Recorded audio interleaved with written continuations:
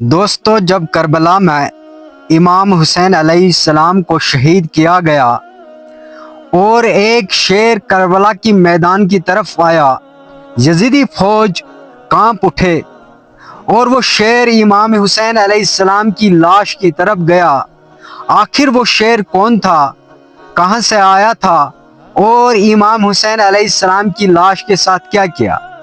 جاننے کے لیے کہانی کو مکمل سنیں اور اپنے قیمتی وقت میں سے صرف 5 سیکنڈ نکال کر ہمارے اس چینل کو سبسکرائب کریں، کیونکہ اس چینل پر آپ کو ایسی اسلامی سبق آموز کہانیاں دیکھنے کو ملیں گے۔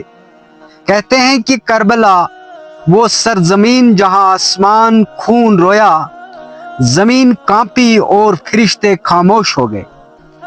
یہ وہ لمحہ تھا جب ظالم اپنے عروج پر تھا اور حق اپنے بلند ترین مقام پر۔ حضرت امام حسین علیہ السلام نواز رسول صلی اللہ علیہ وسلم حق و باطل کی جنگ میں اپنے 72 ساتھیوں کے ہمراہ شہادت کی عظمت پا چکے تھے۔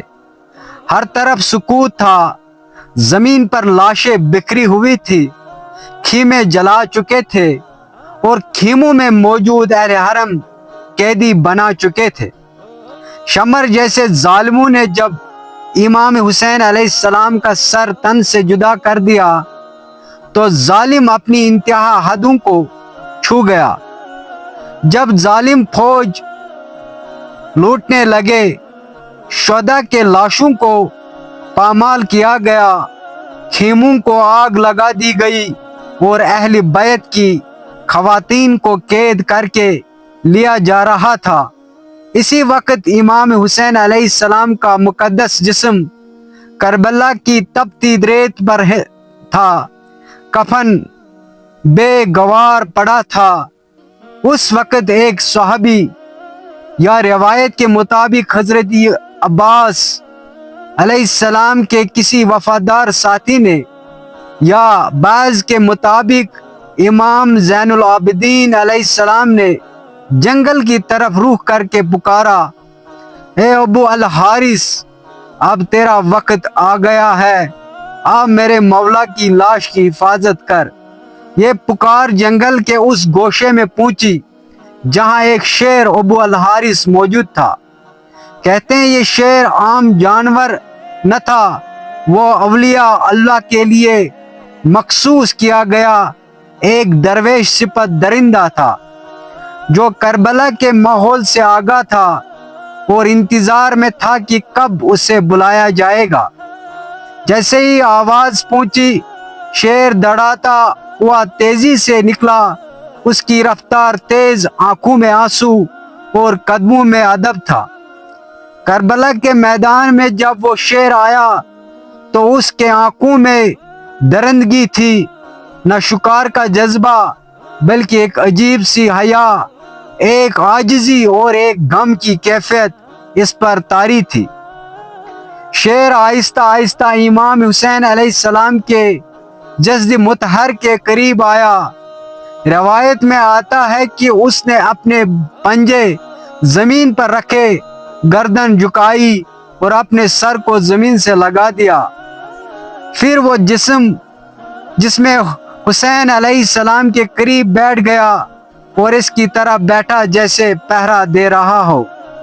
یہ شیر رات بھر وہیں بیٹھا رہا، کسی بھی پرندے، جانور یا انسان کو قریب نہ آنے دیا۔